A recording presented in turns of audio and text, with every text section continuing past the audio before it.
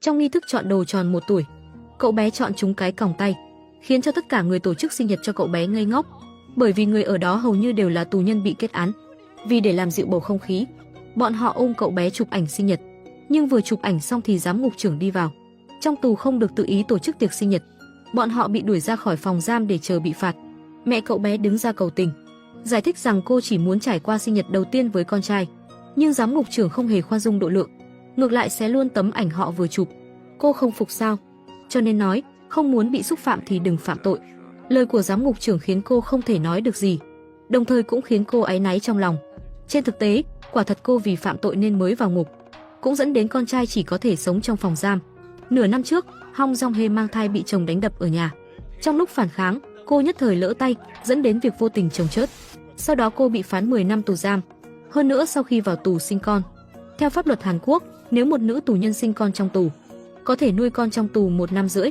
Trong 1 năm này, con trai cô đã trở thành niềm vui trong nhà tù. Không chỉ các tù nhân đều thích Min U, đến ngục trưởng trong lúc tuần tra cũng vui vẻ bế Min U. Hong Jong-hae dần dần làm quen thêm bạn mới, trong đó có một cai ngục trẻ tuổi tên Kong Na Jong và các bạn cùng phòng. Tuy cuộc sống trong tù có nhiều ràng buộc, nhưng có sự bầu bạn của cậu bé, Hong Jong-hae cảm thấy cuộc sống đã đủ ấm áp. Hôm đó, có một tù nhân mới trong căn phòng nơi Hong Jong-hae đang ở. Tù nhân mới sau khi vào thì ngồi xuống một mình. Các bạn cùng phòng muốn giao ai phủ đầu với cô ấy. Ai cho cô tự ý ngồi xuống đấy? Có hiểu quy tắc không? Nếu không muốn bị giết thì đừng có chọc vào tôi. Chính vào lúc hai người sắp đánh nhau, Min U đi đến muốn ôm chị gái xinh đẹp mới đến này, nhưng cô ấy lại đẩy Min U ra. Đối mặt với chất vấn của Hong Jong-hae vẫn rất ương ngạnh. Ngồi tù đúng là hồi ức đẹp với đứa nhỏ nhỉ. Nghe xong Hong Jong-hae không nhịn được mà ra tay. Hai người kéo tóc nhau trên nền đất. Sau chuyện này, bọn họ bị nhốt vào phòng biệt giam 1 ngày. Nhưng tối hôm bị giam trong phòng biệt giam, cô ấy cứ đập đầu vào tường như bị điên. Hành động của cô ấy vô cùng cuồng loạn, miệng còn hét bản thân không muốn sống nữa. 1 ngày bị giam biệt lập kết thúc, Hong Jong-hae biết được nguyên nhân Kang Ju-mi vào ngục từ miệng cai ngục Kong Na Jong. Kang Ju-mi từ nhỏ đã bị bố dượng ngược đãi, thậm chí lúc cô học đại học, bố dượng còn muốn xâm hại cô. Cô liều mạng phản kháng bố dượng xâm phạm, cuối cùng trong lúc hoảng loạn đã dùng vật bằng sắt đánh chết ông ta. Mẹ về nhà thấy cảnh này, có điều mẹ lại không giúp Kang Ju-mi. Bà mẹ khóc lóc trách móc cô ấy, trách cô chính tay giết chết trụ cột trong nhà. Sau khi biết được cảnh ngộ của Kang Ju-mi, Hong Jong-hae cũng không so đo chuyện trước kia nữa. Mấy hôm sau, Kang Ju-mi từ phòng biệt giam về phòng giam. Các bạn cùng phòng đều biết nội tình, bọn họ đều ngầm hiểu sẽ không làm khó người số khổ này nữa. Hình như là rất thích chị gái xinh đẹp. Min U lại đi đến phía Kang Ju-mi. Cậu bé đi qua đó ôm lấy cô, mà lần này Kang Ju-mi không hề đẩy cậu bé ra. Min U thấy cháu bị thương nên thổi cho cháu đấy. Hôm đó nhà tù tổ chức một buổi biểu diễn. Những người biểu diễn là dàn hợp xướng nữ. Nghe giọng hát đều và hay của dàn hợp xướng, Hong Jong-hae bị cảm động đến không ngừng rơi nước mắt. Nghĩ đến nửa năm sau phải chia xa với Min U, cô quyết định đích thân tặng cho con trai một màn biểu diễn hợp xướng trước khi chia ly. Sau khi kết thúc hoạt động, cô đến tìm trưởng ngục, còn bày tỏ ý tưởng thành lập dàn hợp xướng. Cai ngục không thấy đó là ý nghĩ viển vông, ngược lại đồng ý với cô rất sảng khoái. Cai ngục còn hứa chỉ cần hoàn thành một buổi biểu diễn thành công, cô và Min U có thể có được 1 ngày đặc xá. Cứ thế, Hong Jong-hae có được quyền thành lập dàn hợp xướng. Nhưng dàn hợp xướng cần có một người chỉ huy. Người đầu tiên Hong Jong-hae chọn là bà Kim Moon Ok cùng phòng. Bà Kim Moon Ok trước kia là giáo viên âm nhạc, có bà ấy thì chắc chắn dàn hợp xướng sẽ thành lập thành công. Nhưng Hong Jong-hae không lường trước được, bà Kim Moon Ok rất kiên quyết từ chối cô. Thật ra trong lòng bà Kim Moon Ok, âm nhạc là thứ khiến bà nhớ lại chuyện đau lòng. Lúc trẻ bà là một giáo viên piano, có một học sinh nữ thường xuyên đến nhà bà học piano. Nhưng một ngày bà đi chơi xa về thì bất ngờ phát hiện chồng mình và học sinh nữ đã quấn quýt lấy nhau. Bà bịt tai con trai, con gái lại, cố gắng không cho bọn chúng nghe được tiếng khó nghe trong phòng. Cuối cùng bà không chấp nhận được chuyện bị chồng và học sinh phản bội, trong lúc mất khống chế đã lái xe đâm chết họ. Lúc đó Hàn Quốc đã bỏ án tử hình, cho nên án tử hình của bà đã sửa thành án tử treo. Vì chuyện này mà con gái của bà Kim Moon Ok luôn oán hận bà. Con gái hận bà phá nát gia đình này, hận bà khiến hai chị em cô ấy mất bố từ nhỏ, cho nên mỗi lần bị em trai kéo đến thăm, ánh mắt của cô ấy luôn đầy vẻ lạnh lùng. Mà mỗi lần bà gọi điện cho con gái đều không muốn nói chuyện với bà. Sự xa lánh của con gái ruột là nút thắt trong lòng bà. Theo một cách nào đó, bà đã mất con gái mình.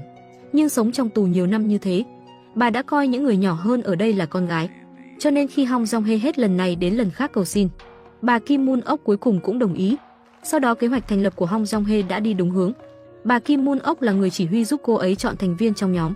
Có rất nhiều người muốn tham gia vào dàn hợp xướng, nhưng hầu hết họ không biết hát. Bằng cách liên tục hạ thấp ngưỡng, Cuối cùng họ đã chọn được một nhóm thành viên. Nhưng trong quá trình luyện tập, một vấn đề mới nảy sinh. Không ai trong số các thành viên ban nhạc là ca sĩ chuyên nghiệp. Họ cần một người có thể đảm nhận giọng nữ cao dẫn dắt mọi người. Lúc này Hong Jong-hae chợt nhớ tới, Kang Ju-mi là sinh viên trường đại học âm nhạc. Một lần cô đi ngang qua phòng biệt giam. Lúc đó Kang Ju-mi đang học một mình trong phòng biệt lập. Giọng hát Kang Ju-mi cao vang lành lót. Cô ấy chắc chắn là sự lựa chọn tốt nhất cho giọng nữ cao. Hong Jong-hae nói với bà Kim Moon-ok về điều này, để bà thuyết phục Kang Ju-mi tham gia dàn hợp xướng.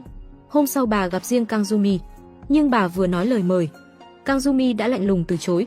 Cứ vậy chờ chết không được sao? Sao cứ phải hành xác như thế? Thực ra Kang Ju-mi không có ý định làm tổn thương người khác bằng lời nói của mình. Cô ấy không biết cách giao tiếp bình thường với mọi người thế nào. Lớn lên trong môi trường không bình thường, cô ấy chỉ có thể dùng sự lạnh nhạt và hà khắc bao bọc bản thân.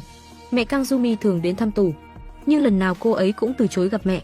Cô ấy biết rằng mẹ cảm thấy có lỗi với mình, nhưng cô ấy vẫn không thể thuyết phục mình tha thứ cho mẹ. Cho đến một ngày, lúc cô đang dọn vệ sinh, cô nhìn thấy bóng dáng gầy gò của mẹ. Người mẹ bên ngoài cửa sổ trông rất cô đơn, bước đi loạng choạng. Vào giây phút đó, Kang Ju-mi mới hiểu, mẹ và cô ấy đều sống trong đau khổ như nhau. Sau đó, dưới sự thuyết phục của cai ngục Công Na Dong, Công Na Dong chủ động tìm đến bà Kim Moon-ok. Cô ấy xin lỗi bà Kim Moon-ok. Bà Kim Moon-ok cũng chẳng trách tội cô gái đáng thương này, giống như đối xử với con gái. Bà Kim Moon-ok nhẹ nhàng khuyên bảo Kang Ju-mi, bà biết cháu rất mệt, rất đau khổ. Bà cũng có đau khổ của mình như cháu. Nhưng nếu cuộc đời đã thế này, tại sao không cười sống hết phần đời còn lại chứ? Câu này nói cho Kang Ju-mi nghe, thật ra cũng là nói cho chính bản thân bà Kim Moon-ok. Dù cuộc sống có đầy rẫy sai lầm và đau đớn, nhưng suy cho cùng thì con người vẫn phải tiếp tục sống. Kim Moon-ok tham gia dàn hợp xướng. Kế hoạch ca hát của Hong Jong-hae cuối cùng cũng đi đúng hướng. Cô ấy tích cực tổ chức các hoạt động để cải thiện sự ăn ý của các thành viên trong nhóm, tập hợp các thành viên trong nhóm để cùng nhau luyện tập mỗi ngày. Trong tất cả những người trong dàn hợp xướng, Hong Jong-hae luôn là người nỗ lực nhất. Cô lấy hết can đảm để nhờ Kang Ju-mi giúp đỡ, để Kang Ju-mi dạy cô ấy cách phát âm chính xác. Cô ấy học theo kỹ năng phát âm của Kang Ju-mi, luyện tập hết mình mỗi ngày.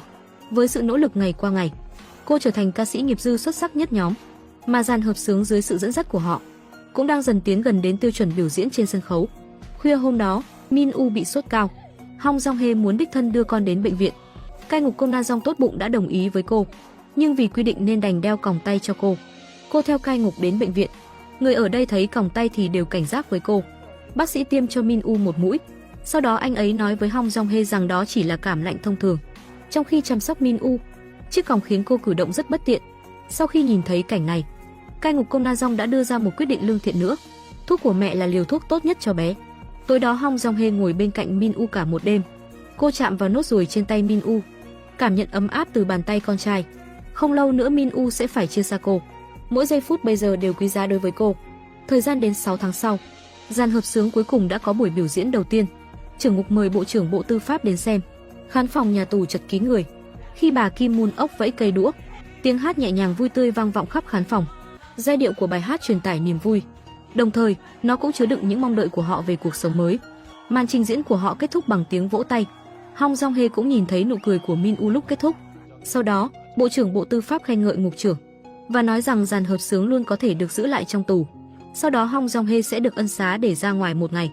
Tuy nhiên, ngày nhận nuôi Min-woo cũng đã được xác nhận, cùng ngày với ngày được đặc xá.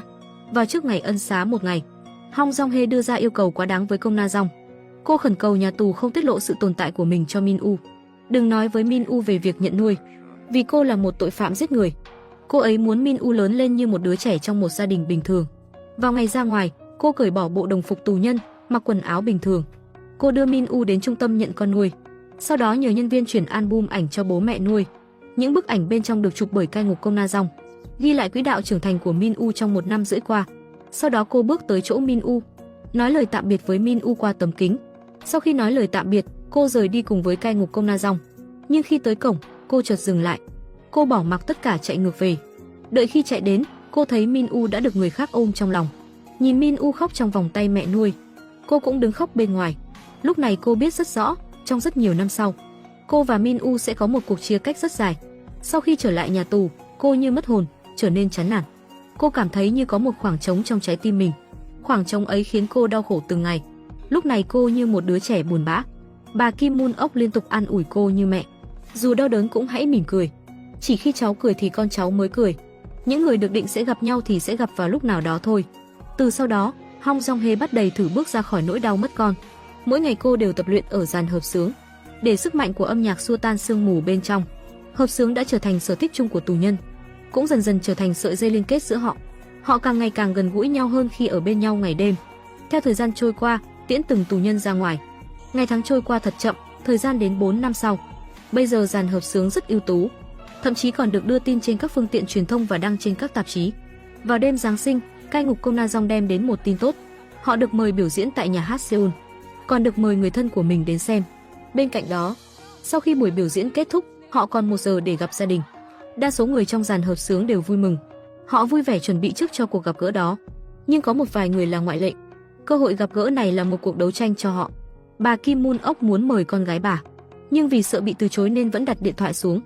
Kang Joo-mi không dám mời mẹ mình. Bây giờ cô vẫn chưa tha thứ cho mẹ mình, mà Hong Jong-hye cũng không gửi thư mời. Cô sợ Min-woo biết mình có một người mẹ sát nhân. Cuộc đấu tranh và nỗi đau của họ đều được cai ngục Kom Na Dong nhìn thấy hết. Cai ngục Kom Na Dong tự ý mời mẹ của Kang Joo-mi, tiếp đó đi tìm bố mẹ nuôi của Min-woo. Cô ấy lại đến nhà con gái bà Kim Moon Ok, nhưng lại bị đối phương từ chối. Nhưng cai ngục Kom Na Dong lại rất bướng bỉnh. Cuối cùng cô ấy nhét tấm vé vào khe cửa. Một vài ngày sau, dàn hợp xướng được cai ngục đưa đến nhà hát Seoul.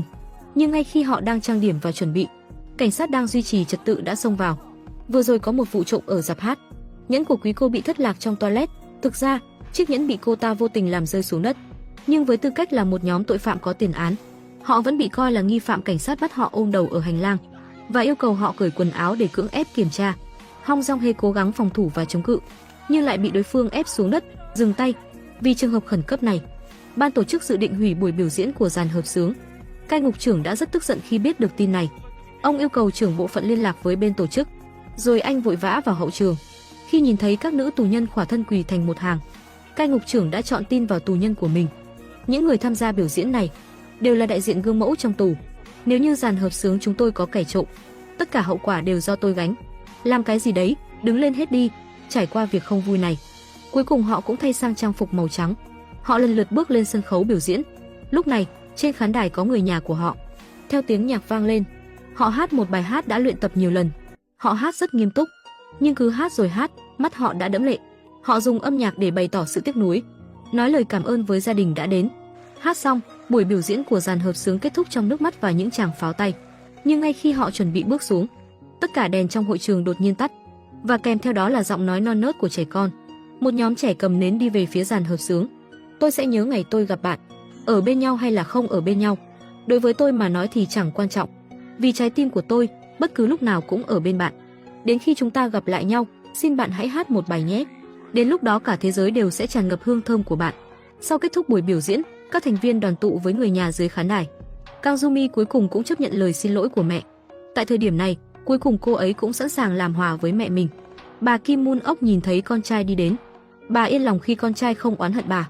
Thực ra con gái bà cũng đã bí mật đến, chỉ là cuối cùng con gái bà không gặp bà. Hong Jong-hye cuối cùng đã đoàn tụ với Min-woo. Nhưng bây giờ Min-woo gọi cô là gì? Cô và Min-woo chào hỏi lịch sự. Sau đó cũng được biết Min-woo hiện đã đổi tên. Min-woo à, không đúng, Annie, có thể ôm dì một cái được không? Cứ ôm như con ôm cô gái mẫu giáo mỗi sáng nhé. Cháu yêu dì, dì cũng yêu con. Trước khi chia tay, mẹ nuôi đã tặng cho Hong Jong-hye một cuốn album ảnh. Album ảnh là quá trình trưởng thành của Min-woo trong 4 năm qua. Ngắm nhìn Min-woo dần lớn lên trong những bức ảnh, nước mắt cô tuôn rơi như thác đổ.